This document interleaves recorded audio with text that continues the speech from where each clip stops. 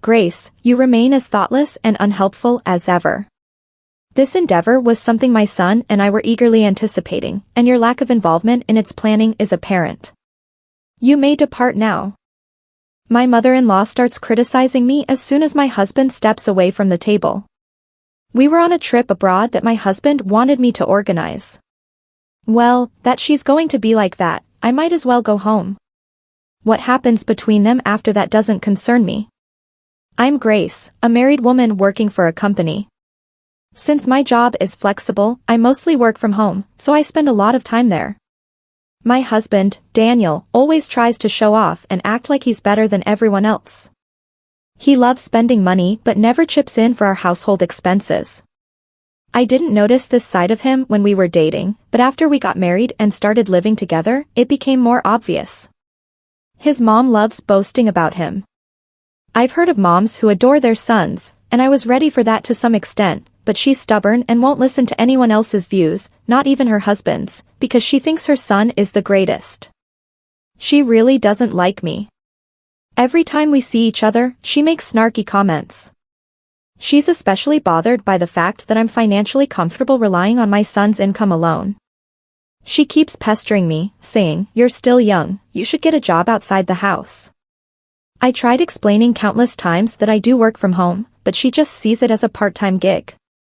She assumes I'm just pretending to work, sitting at my computer. She probably thinks I'm playing games all day instead of doing housework. She sees me as a useless wife. My husband knows how I work, but he's never bothered to explain it to his mom. Even when she brings it up in front of him, he ignores it. I've asked him to clarify things, but he just wants us women to sort it out ourselves and leaves it all to me. He even says he doesn't want to deal with problems. Once, when I kept pushing him to take action, he threw a completed divorce paper at me. It hurt to be treated like that, and I considered divorcing him. But I heard divorce is even more complicated than marriage. If it's harder than what we're going through now, it could be a bigger problem. So I ended up giving in to my husband's argument. I realize that my husband always puts his mother first. It's frustrating, but I know I have to find a way to handle her without causing more trouble. I didn't agree to divorce because my feelings changed, but it seems like my husband thinks I'm still madly in love with him and didn't want to break up. His arrogant attitude keeps getting worse. It's cute when a child tries to act mature, but it's a major turnoff in an adult. I've learned to brush off his arrogant remarks and pretend not to notice his actions. There's another reason why I didn't divorce him. Because of my husband's job, we live far away from my in-laws. We only see them once or twice a year. I thought I could handle that, especially when everyone was making a big deal about having 9 days off in a row, even during vacations on weekdays. Both my husband and I were usually working. For me, American holidays don't matter much since I adjust my schedule based on international needs, and for my husband, he simply wasn't taking 9 consecutive days off according to the calendar. When he came home after his first day back at work, he suddenly said, "Let's go on a trip abroad." When I asked what he meant, he explained that his coworkers had taken time off to have a 9-day holiday for an overseas trip, and he felt left out. He was quite proud of his idea, but it just left me baffled by his childishness. Since I haven't traveled this year, I suggested we take a trip within the country. My husband has never traveled overseas, so if we were to go abroad, he'd need to get a passport. It wouldn't be an issue with you. You're fluent in several languages. I studied abroad and traveled a lot before marriage. Besides English, I can speak Spanish and a bit of Chinese if needed. When my mom back home got into Korean dramas, I learned Korean with her, but I haven't had much chance to use it, so I'm not very confident. Sure, I might be better at languages than my husband, but getting passports isn't as easy as he thinks. I tried to convince him to travel abroad in the summer or winter, but he wouldn't budge. Instead, despite having no experience, he chose the destination, took time off without permission, and expected me to handle the logistics. It's not a guided tour. Why should I deal with strangers, he argued. He even argued that English is universal and we wouldn't have any problems, just the two of us. I thought maybe it would be okay, but before I knew it, he said, "Yeah, I'll make sure to bring Mom along." You'll handle that too, won't you? Taking care of two inexperienced travelers is too much for me alone. You should show some respect for your elders once in a while. You might even earn some brownie points by doing so, my dear devoted wife. It's for your own benefit, Grace. You should appreciate it, he said, making it sound like he was doing me a favor. Arguing against it seemed pointless, so I quietly made the reservations as my husband instructed, and I came up with a plan to handle everything from applying for my mother-in-law and husband's passports to booking flights and hotels. It was a lot of work, but to execute my plan, I patiently fulfilled all of my husband's wishes and crafted a flawless itinerary. On the day we flew overseas, my mother-in-law, who didn't know about my problems, happily said, just as I expected from my son. We must be flying in fancy seats, right? I bet my husband boasted, saying he arranged everything and planned the trip. But the truth is, I did all the work, and he did nothing. They left all the paperwork and planning to me, even though they hardly knew anything about airports. They wandered around on their own while I dealt with everything. They were clueless even when it was time to board, and I struggled to find them. The airport staff even asked, should we announce your boarding gate? Grace didn't tell us. It was chaotic, but they didn't seem sorry. They complained that I was planning to have fun alone during the flight. They behaved quietly, but it was frustrating and embarrassing every time they called a flight attendant. After a few hours, we reached the country we were visiting. I thought I could finally relax at the hotel after going through immigration, but suddenly my husband looked sick and said he needed the bathroom. He handed me his bag and hurried off. I don't get why he got sick when we ate the same food. He had been smiling and talking to the flight attendant he liked. Maybe it's karma catching up with him. Then my mother-in-law started complaining, saying, Grace, you're such a thoughtless daughter-in-law. How long are you staying here? My son planned this trip for me, just the two of us. You're just here for a free ride. You don't even work. It's bold of you to think you can enjoy this trip without contributing. Go home. I replied, are you sure I can enjoy myself with you around? She said, okay, then I'll leave. So I gave my husband's suitcase back to my mother-in-law and kept only my small bag. I didn't look at her and walked away. She looked surprised, which was funny because she had just told me to leave. I tried hard not to laugh.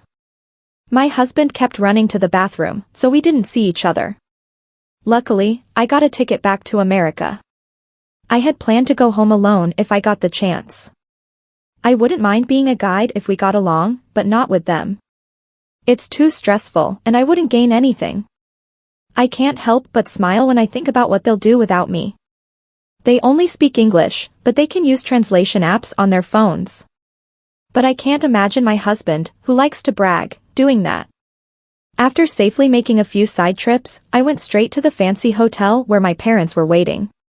My husband Daniel wanted me to show respect to my parents, so I treated them to a luxury trip in upstate New York.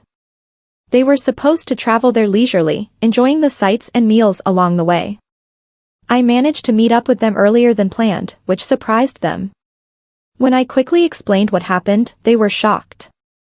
They couldn't believe I agreed to Daniel's request. My phone was buzzing with calls and messages from Daniel, but I ignored them.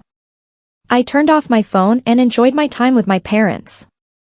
After our celebration, I got a call from the embassy.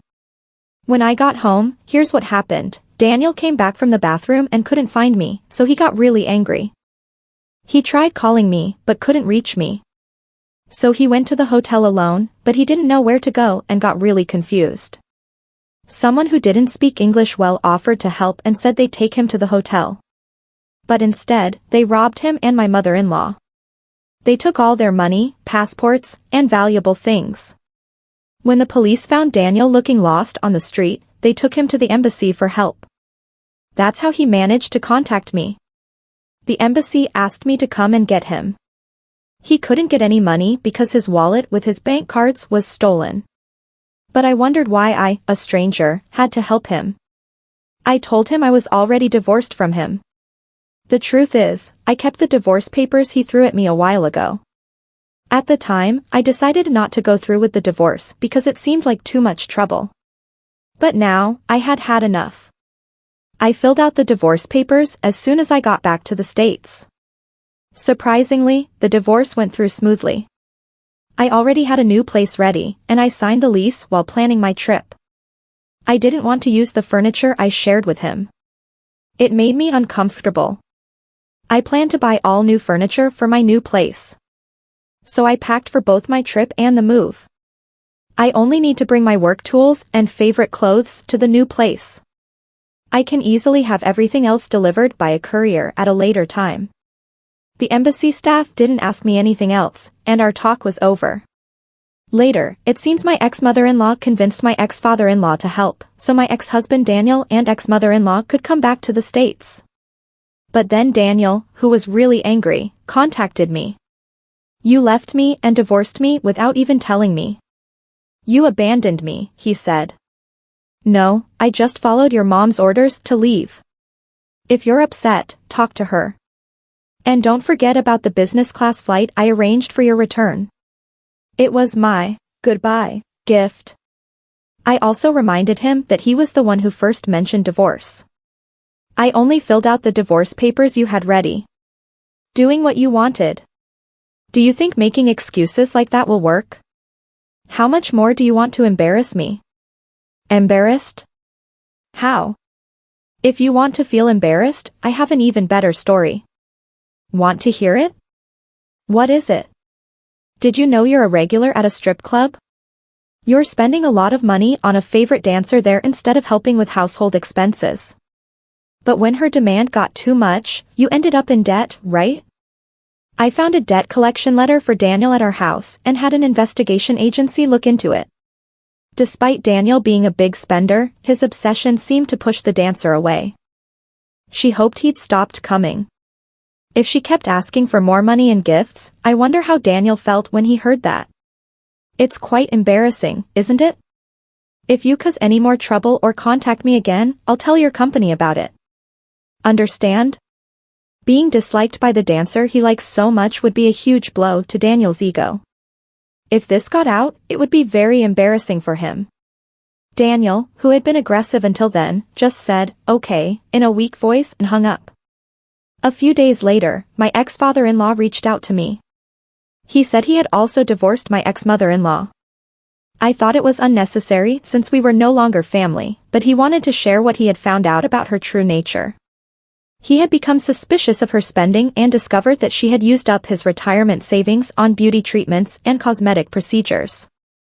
I had no idea about this since I'm not familiar with those things.